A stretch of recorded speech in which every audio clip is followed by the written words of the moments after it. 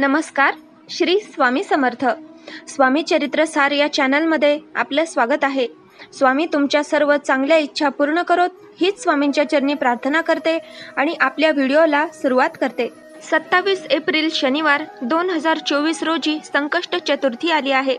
धार्मिक मान्यतेनुसार चतुर्थीच्या दिवशी गणपती बाप्पाची पूजा उपवास केल्यानं सर्व प्रकारच्या दुःखापासून मुक्ती मिळते. याशिवाय उत्पन्न आणि सौभाग्यही वाढतं असं मानलं जातं. त्याचबरोबर उद्याच्या संकष्टी चतुर्थीला विकट चतुर्थीही म्हटलं जातं आणि विकट संकष्टी चतुर्थीला जी व्यक्ती गणेशाची विधिवत पूजा करते ती सर्व संकटांपासून मुक्त होत असते आणि त्याच्या सर्व मनोकामना पूर्ण होतात. कारण विकट संकष्टी चतुर्थीचं व्रत हे अत्यंत शुभ मानलं जातं. हा दिवस बुद्धी, ज्ञान आणि समृद्धीची देवता गणेशाला समर्पित असा दिवस आहे. तर 27 एप्रिलला म्हणजेच शनिवारी सकाळी 8:17 चतुर्थी तिथीला सुरुवात होईल आणि दुसऱ्या दिवशी रविवारी 28 एप्रिलला सकाळी 8:21 समाप्त होणार आहे.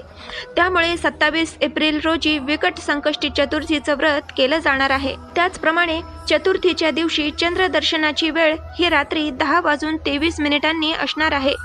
उद्या जे भाविक संकष्ट चतुर्थी व्रत करणार असतील त्यांनी या वेळेला चंद्राची पूजा करून चंद्राला अर्घ्य देऊन मग उपवास सोडू शकता. त्यानंतर संकष्टी चतुर्थीच्या दिवशी सेवा काय करावी तर पहिले गणपती बाप्पाच्या मूर्तीवर पाण्याने किंवा पंचामृताने अभिषेक करावा. अभिषेक करताना ओम गंग गणपतये नमः या मंत्राचा 108 वेळा जप करावा. पाटावर थोडे तांदूळ घ्या, त्यावर हळदी कुंकू व्हावं किंवा तुम्ही 2 विड्याची पानं घेऊन त्याचं आसन करून त्यावर ही मूर्ती स्थापन करू शकता. त्यानंतर गणपती बाप्पाला गंध लावून घ्या, वस्त्र अर्पण करा आणि लाल रंगाचं फूल व्हावं. त्याचप्रमाणे गणपती बाप्पाला दुर्वा अतिशय प्रिय असतात, त्यामुळे 21 दुर्वांची जुडी करून व्हावी आणि गूळ खोबऱ्याचा नैवेद्य अर्पण करावा. त्यानंतर गणपती बाप्पाची सर्वात उच्च कोटीची सेवा म्हणजे अथर्व शीर्षाचं पठण करावं. अथर्व शीर्षाचं पठण तुम्हाला 11 वेळा करायचं आहे आणि शेवटच्या वेळी फलश्रुती म्हणावी किंवा तुम्हाला वेळ नसेल तर एकदाच अथर्व शीर्ष म्हटलात तरी हरकत नाही. तुम्हाला अथर्व शीर्ष म्हणता येत नसेल तर मोबाईलवर लावून श्रवण करावं.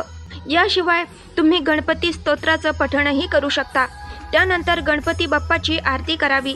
विकट संकष्टी चतुर्थीच्या दिवशी गणपती बाप्पाच्या मंदिरात जाऊन गणपती बाप्पाचं दर्शन घेणंही या दिवशी खूप शुभ आहे. गणेश मंदिरात गेल्यावर गणेशाला तुम्ही लाल रंगाचं फळ, फूल आणि दुर्वा अर्पण कराव्यात. या दिवशी या गोष्टी गणपती बाप्पाला अर्पण करण्याला फार जास्त महत्त्व असतं आणि याचं फळही आपल्याला दुपटीने मिळत असतं. त्यानंतर ज्यांच्या आयुष्यात खूप जास्त अडचणी आहेत, मानसिक असतील, आर्थिक असतील किंवा अजून काही, अशांनी चतुर्थीपासून पुढे 120 दिवस रोज 121 वेळा मंगलमूर्ते विघ्नहरा दुरितनाशना कृपा करा या मंत्राचा जप करायचा आहे. तुम्ही या मंत्राचा जप सकाळी किंवा संध्याकाळी केव्हाही करू शकता, परंतु श्रद्धापूर्वक आणि मनापासून करा. या मंत्राचा जप करताना फक्त देवासमोर बसून आणि शांत चित्तानं करावा आणि बघा तुमच्या आयुष्यातल्या अडचणी या 120 दिवसांमध्ये कमी कमी होऊ लागतील. त्यानंतर चतुर्थीच्या दिवशी तुम्ही मोदकांचा नैवेद्य दाखवला, त्याचबरोबर उपवास सोडण्यासाठी जे काही बनवाल त्या पदार्थांचा नैवेद्य सुद्धा दाखवायचा आहे आणि गणपती बाप्पाकडे प्रार्थना करावी की आयुष्यामध्ये जे काही संकट प्रॉब्लेम्स असतील ते दूर करा व तुम्हाला व तुमच्या कुटुंबियांना सुखाचं, समाधानाचं आणि निरोगी आयुष्य लाभू दे. गणपती बाप्पा हे विघ्नहर्ता आहेत. तुम्ही जर मनापासून त्यांना हाक मारत असाल तर ते तुमच्या आयुष्यातील सर्व विघ्न दूर करतात. त्यामुळे संकष्टी चतुर्थीचं व्रत नक्कीच घरात केलं जावं.